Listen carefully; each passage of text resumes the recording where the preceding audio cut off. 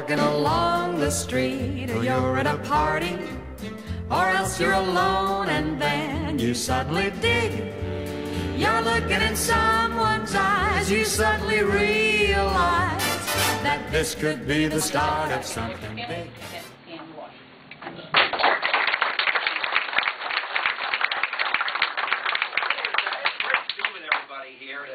Hear the various points of view and to spend some time with the folks in this room. And thanks for coming out and coming out with an open mind and kind of kicking the tires. It's pretty good. But I want to make sure you know who I am. Dan Malloy. I was born in Stamford. I'm the youngest of 8 children. I'm the 7th son. My mom was a school nurse and a public health nurse before that. My dad sold insurance from an agency that he started in 1946. When my brother Bill went off to college, it was the first person in the history of our collective families in hundreds and hundreds of years that we can document that went away to college. That was America in the early 1960s. That was Connecticut. We could aspire for our children that they would have a great education, that they would be successful, that they would come back to Connecticut and find a job for themselves, that our economy would grow, that we would take care of our senior citizens, that we would build a new Connecticut stronger and better every year, year after year, and that we would turn over an infrastructure to the next generation that was better than the one that we inherited. And over the last 16 years, in which we've had Republican governors, we've failed to meet that mission. We're more dependent on property taxes to pay for education than any other state in the nation. We pay 76% more for electricity than the national average. We've lost jobs for 22 years in a row. We have one of the most expensive public educational systems on the college level in America. It is time for a change. It is time to elect a new governor who's going to take on the issues, not call them partisan issues, not say I'm the only person who has the right answer, but actually do something about these things that have been eating away at us and our state for close to a generation.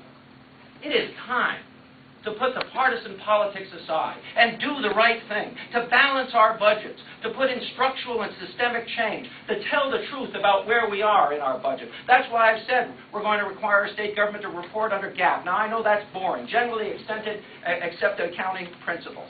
We require every board of education and every municipality to do that, and we exempt state government. I'm saying that's going to change because we're going to make that kind of change to allow us to do the things that we have to do in the future. We have to set our priorities. Of course we need to begin growing jobs, and to do that we've got to cut electric rates. Of course we need to benchmark all of our taxes and all of our regulations to understand what they're doing about job creation in this state. Of course we've got to address the issue of having the most rapidly aging workforce in America, make sure that our school systems, particularly our urban school systems, start to do the job that we're paying those bills for. If you believe that Connecticut's best days could be ahead of it as opposed to behind it, then you're looking at the kind of change that we need to invest in.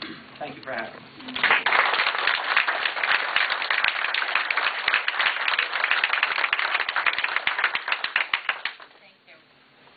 Also running for governor on the independent ticket is Thomas Marsh.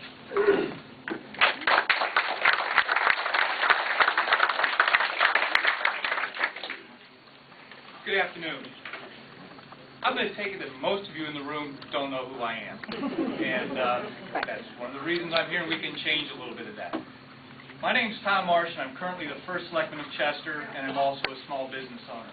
And I'm up here today, and I'm involved in this race because I got elected 5 years ago, probably almost by mistake. I won by 30 votes. And as a Republican in a town that only had a 25% Republican registration. And what I learned is it's not about party politics, it's about common sense solutions to answers.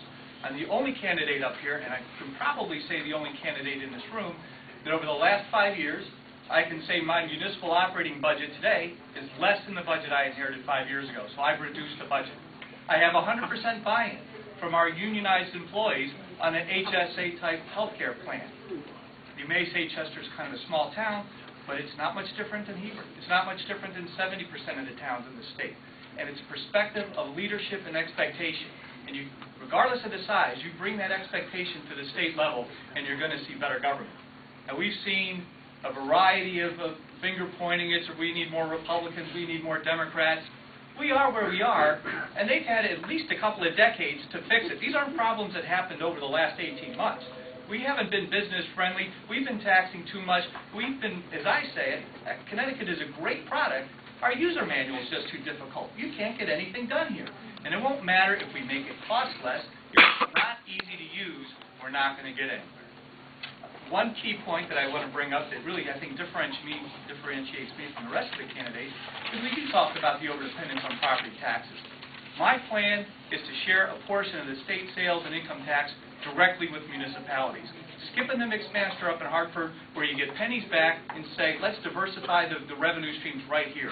That means if you're on a fixed income, some of that burden is going to be shared by those who are out working. Some of it's going to be shared by consumption. And yes, we're going to have to put together a formula to create that, but I'm confident that we will. And as importantly, is I do believe times are going to get better. And when they do, and towns are getting more income from the sales and income tax, I can tell you right now as a municipal leader, when I have to stand in a room like this when it's budget season, the pressure is to reduce the mill rate, not to continue to spend. And the more money you give that legislature, regardless of party, the more money they're going to spend. At the local level is where accountable government exists. We give them more of the money to work with, and you're going to see more accountability, and you're going to see better government. And that's why I'm involved. To give you a very brief snapshot of the independent party, I'm not a person running on my own. I'm not a person, candidates that come to mind are Joe Lieberman or Lowell Weicker. They were individuals looking to get involved to make a difference. The independent party has over 50 appointed and elected officials throughout the state. And in each town they operate in, it's because people got tired of the partisan politics. And they said, we need to get in and make a difference. And they did. And certainly I have a financial hill looking at me. These gentlemen are well funded. I'm not. What I have is a message. And I ask you to each tell 10,000 of your closest friends that if you like what you heard here, spread the word, because that's really how I'm going to have to get going. My objective is to make sure that there's an honest, open debate on the issues, and not talk about what a Republican can do and what a Democrat can do. I think it's easier to come to the middle of the aisle than it is to cross it. So Marsh2010.com is my website. I appreciate you taking the time to come out here today and get involved in the process. And while it's awfully painful, as gubernatorial candidates, we're used to having 15 candidates up on the dais and all having our 2 minutes to say. And a New York minute seems to be short. A political minute seems to be about this long. So we appreciate that. Thank you for coming out, taking the time and interest, and do something locally, get involved, make a difference. Thank you.